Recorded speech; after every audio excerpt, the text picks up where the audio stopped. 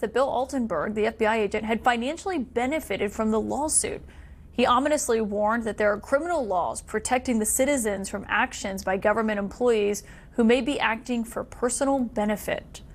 But after swift internal backlash, sources tell us that the Deputy Attorney General Todd Blanche actually ordered Ed Martin to retract that letter that he had sent.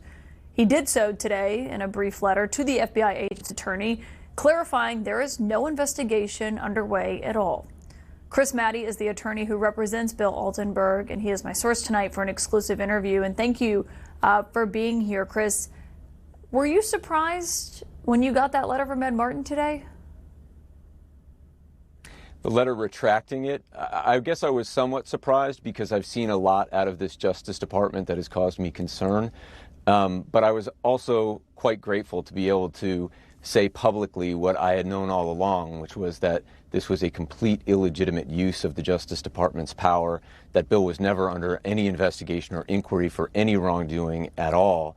In fact, he's a hero, and I'm happy that you mentioned that at the outset, Caitlin. 23 years in the FBI, 13 years on SWAT, worked public corruption, violent crime, spotless record, and raced to Sandy Hook on the morning of the shooting to save any children that he could, and was greeted by that horror.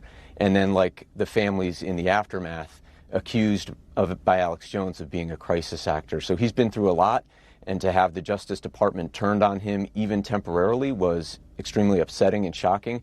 But we're grateful that everybody now knows that this was just a corrupt use of the Justice Department by Alex Jones. There are very few people who could even imagine what Bill saw that day and what those poor families went through, and not just grieving their children, but dealing with harassment by Alex Jones. And Bill's testimony from that trial, I want everyone to have a moment to listen to what he said there. Our senses were, I mean, that is like, it overwhelms your senses. I don't know what I heard. I just know that what I saw, it overwhelms your senses. It's frigging horrible. Those children real? It's awful. It's awful. It's awful. I mean, it's hard to even listen to that. Can I just first ask how Bill is doing in all of this? Bill is one of the most humble, understated, competent, steady people I've ever been around.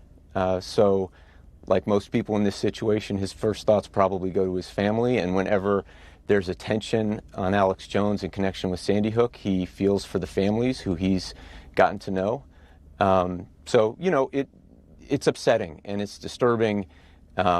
But it's also a sign of desperation by Alex Jones. I mean, as you know, Alex Jones is in the midst of a wind down of InfoWars thanks to the bravery of the Sandy Hook families and Bill Altenburg. It's nearly at the finish line, and InfoWars will be no more. And so, you know, we kind of saw this as a last gasp, and it's shocking that he had a willing accomplice in Ed Martin to kind of make the Justice Department a prop in Alex Jones' effort to, you know, cast doubt on our litigation, but it's not going to be successful. And Bill, like so many of our families, has just been quietly determined to see this through to the end. Do you think it was Alex Jones who told Ed Martin to start this investigation or scrutiny, whatever you want to call it, into Bill?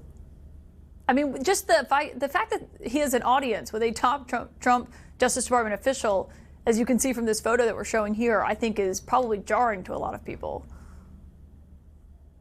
Yeah, it is. It should be jarring. I mean, Alex Jones is somebody who has lied about not just Sandy Hook, but innumerable things for years. His listeners have been inspired to violence by him.